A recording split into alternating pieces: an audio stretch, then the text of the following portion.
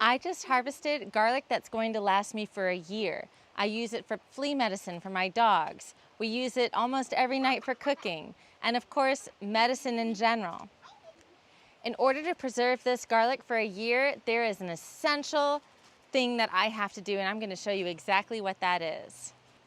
We'll be taking all this massive amount of garlic and curing it for 2 weeks. But what does that mean? How do we do it? And that is the secret sauce that we're talking about today in curing your garlic. Before we get into it, make sure to hit that subscribe button for more health and homesteading content and check out those YouTube memberships for more one-on-one support. Let's get building.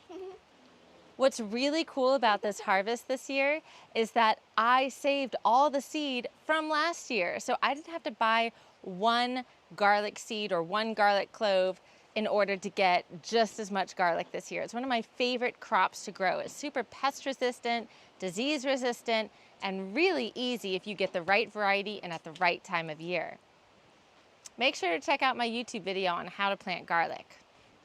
But I just harvested all this garlic.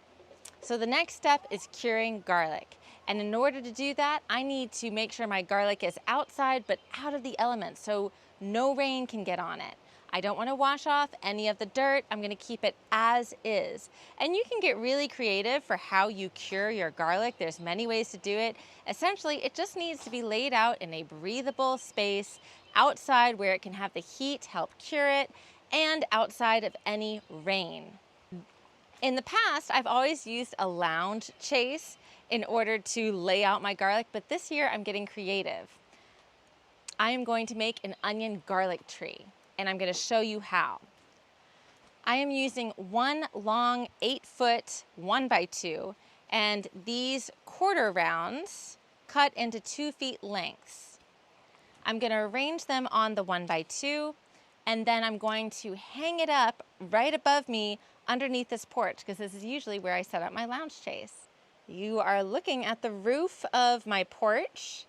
This is the space where I usually set up the lounge chase because it's outside, but it's protected from the elements. I usually put it kind of here in the middle so that way rain's not coming in from the outside of the porch. And for this cool onion tree, I'm actually going to be hanging it from the top here, but I don't want it to obstruct my walking path right here. So I'm going to hang it on these rafters.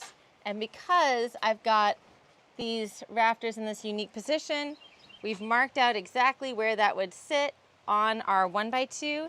And now we are laying out these pieces that are going to be fairly narrow, just about 1/2 inch for us to slip our green tops into and let the garlic hang upside down. Now for any garlic enthusiasts out there that are thinking, oh, but can you cure it upside down or upside right or on the side? What do you do? I've tried it in all ways, y'all, and I have found it doesn't matter. So I'm curing my garlic upside down with the tops at the very top. Now we could probably take this thing super casual and do like some half effort chops and spacing in between everything, but our style is to go with it fairly intentionally and try to really measure what we're doing, and so that way it's a beautiful piece. And so what we're doing is first arbitrarily spacing out each 2-foot, what are these called, quarter rounds? Quarter rounds. And that's just based on a general sense of how many we could fit on this thing, cutting them into 2-foot segments. What we're paying attention to a little bit more is the space in between the 2 quarter rounds that are going to hold the actual garlic. And so what we're measuring is the largest stem and the smallest garlic bulb to know what will hold up in between these two, how much should we space these two apart, and we want to make sure that we don't space them too far apart for any really small garlics to just fall right through. Since the 1x2 is a thin piece of wood, we are going to be drilling pilot holes wherever our quarter rounds are going to go to make sure that it doesn't split. We marked exactly where we're going to be doing our pilot holes on the quarter rounds.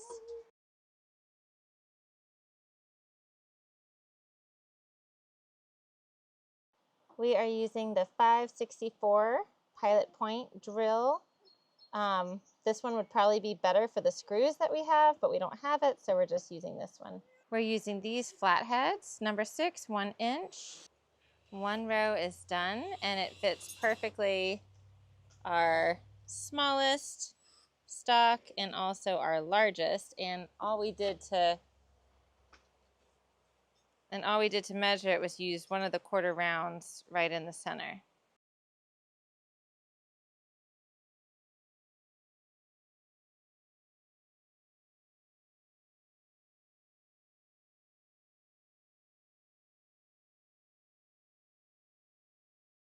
It's called the garlic tree.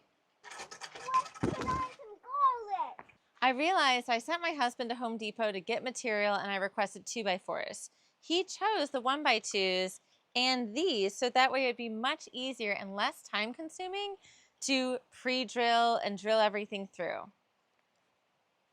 And you could adjust this however is most comfortable for you and of course according to the space that you would be setting it up in. For hanging ours is by actually just attaching it to the beams here underneath our porch with the same screws that we used for these, and then hanging the very ends. Since it is pretty lightweight, that means that with the weight of the garlic, it could bend and flop over, but we're gonna have some hanging support, and we added these little hooks here, and then we've got some chains. I'm gonna show you exactly how we do that.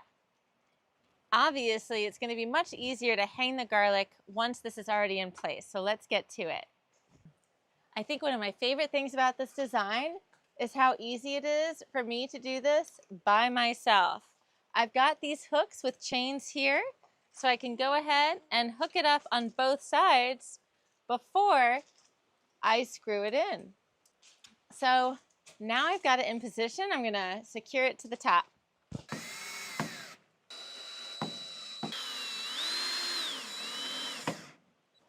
That was so easy. I do want to go back and make sure that I'm hanging it at the right height for optimal support. I think that looks great. Bring in the garlic. You gonna pass the garlic to me and show me which ones you want to do? Okay, you might be. Just don't step on any garlic. Here, you can do all of them from here. So it was way ahead.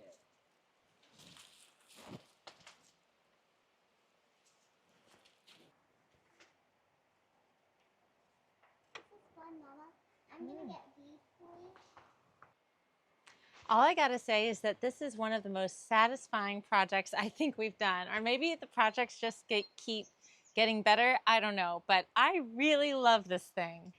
It makes so much sense. It's really beautiful. It's gonna be awesome walking through here.